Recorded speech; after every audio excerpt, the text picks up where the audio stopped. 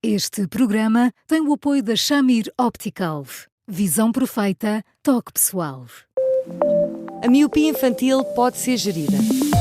A Shamir lançou as lentes Shamir Optimi, que promovem uma visão completa para deixar as crianças mais felizes. As lentes Shamir, que gerem a progressão da miopia, são super resistentes, estéticas e muito confortáveis.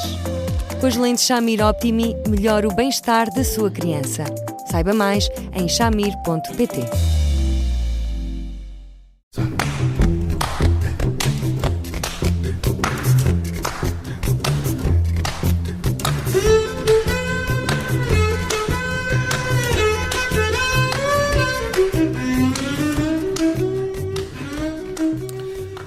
No Porque Sim Não É Resposta, falamos do caso de uma mãe que perdeu o bebê com 16 semanas de gravidez. Agora precisa de contar à filha de 7 anos e não sabe como fazer. Olá, Eduardo, boa tarde.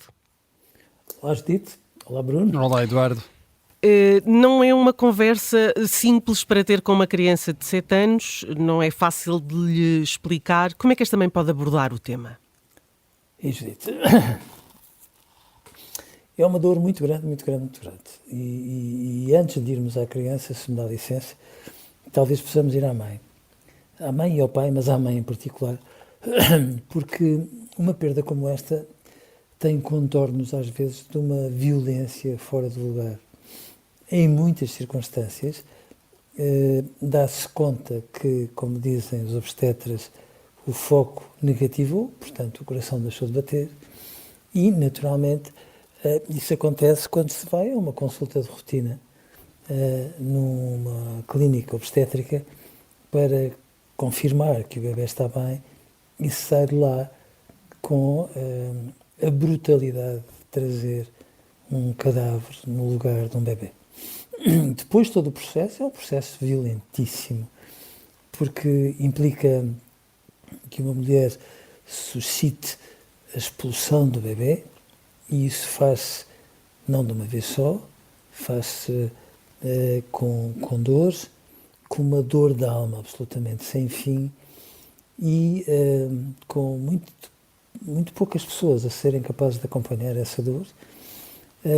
E isso representa um luto indescritível, porque é um luto que, na maior parte das vezes, se inicia quando uma pessoa carrega no autocolismo e tudo aquilo que era um bebê desaparece.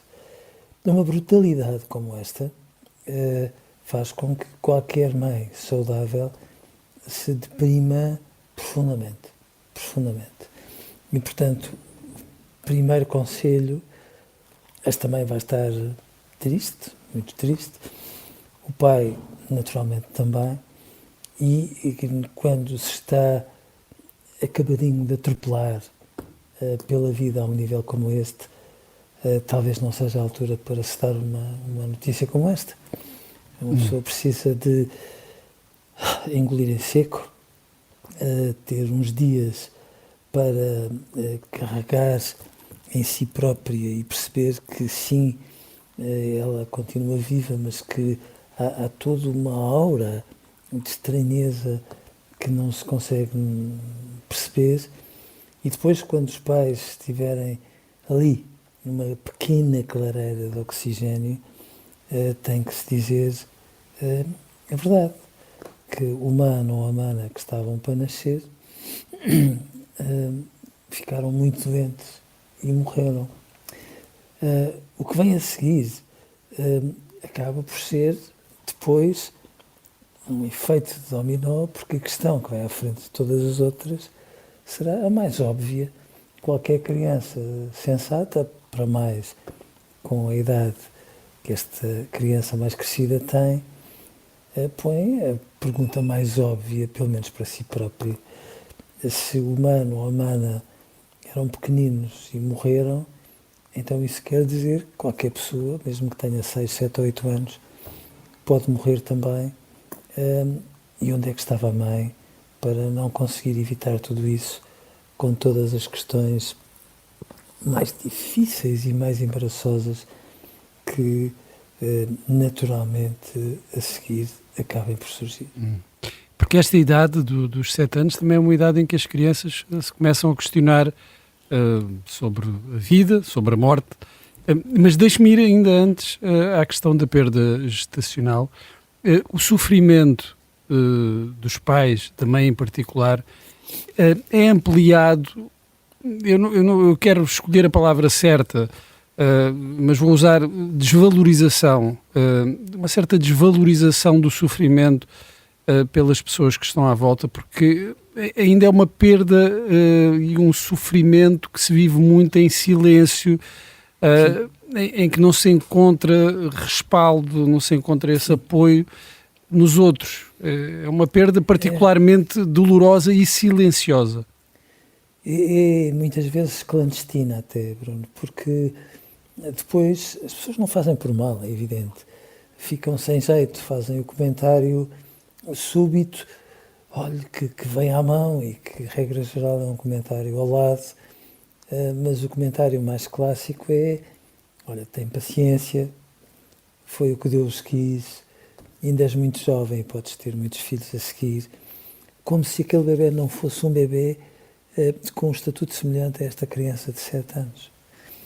E isso é que eu acho que é muito importante que nós possamos perceber.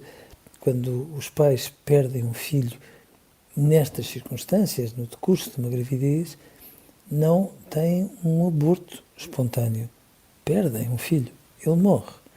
Morre um nome, morre uma história que se estava a desenhar, morre um comboio de sonhos que já se tinham construído para ele e, portanto, isto é uma dor tremenda, com a particularidade de não se entender e de não se palpar, de não se ver, de não se perceber sequer porque é que tudo isto aconteceu. E, portanto, sim, é uma dor absolutamente insuportável, mas estranhamente desvalorizada por muitas pessoas, uma ou outra vez pelo pai do bebê, uma ou outra vez pelos familiares mais próximos, por aqueles que deviam estar ali a dar uma mão e a segurar tudo isto, muitas vezes pelas pessoas que trabalham connosco, porque de um momento para o outro uma barriga que se estava ali a empinar e que uma pessoa quase fazia questão de pôr mais para a frente para que toda a gente perguntasse então está grávida, de repente deixa de existir e é o comportamento natural de uma mãe, é ter medo de sair à rua, ter vergonha de não saber responder adequadamente às perguntas, querer fugir, sendo que uma perda dessas é para sempre irreparável. Esta criança de 7 anos pode ser ela própria a impulsionar a mãe a tentar de novo? Eu espero que não, Judite. Eu tenho sempre a ideia que os pais, quando decidem ter um filho, seja quando o planeiam, seja quando são surpreendidos pela sua vinda, sejam eles a decidir. Tenho sempre algum medo quando os pais, na sua bondade, decidem ter um filho porque o irmão pedia muito um bebê.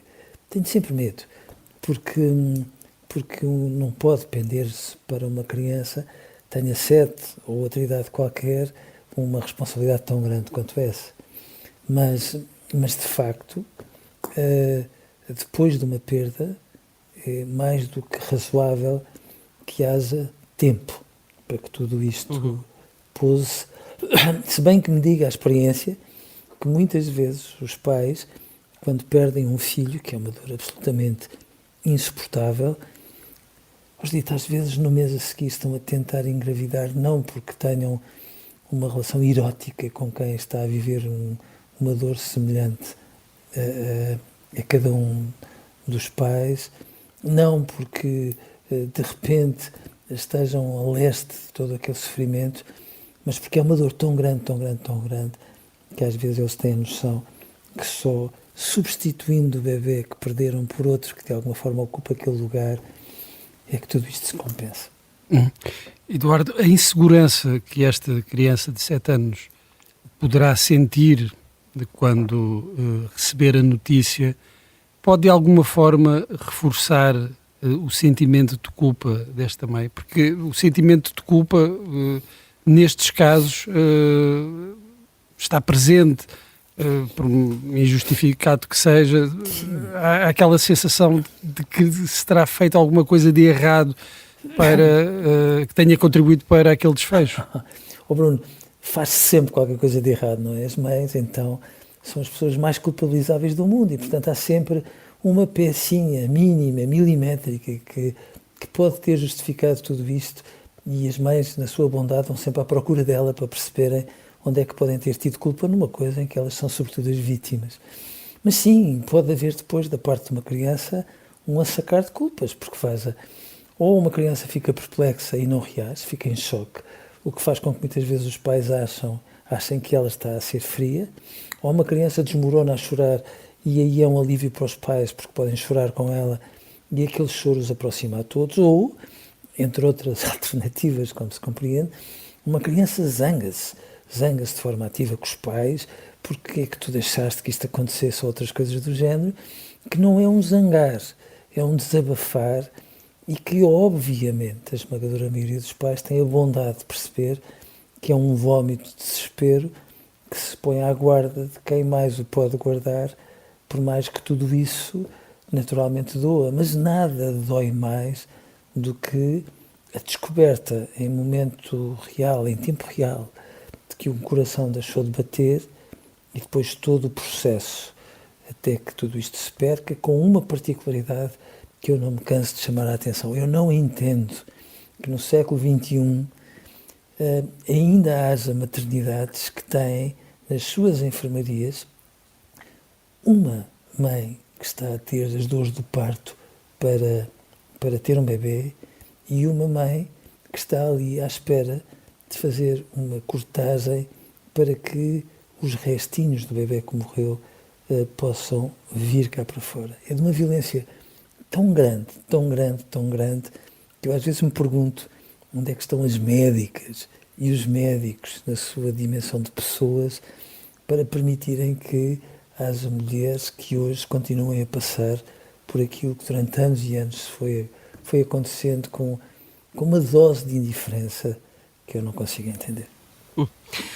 Hoje ficamos por aqui, amanhã vamos de fim de semana, claro, e portanto só voltamos na segunda-feira. Pode ouvir-nos em podcast e pode continuar a enviar-nos os e-mails com dúvidas, sugestões, perguntas para eduardosá@observador.pt.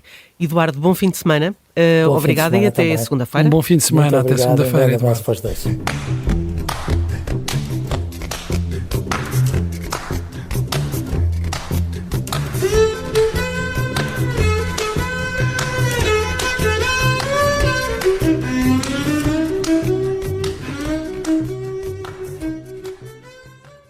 Este programa tem o apoio da Shamir Optical.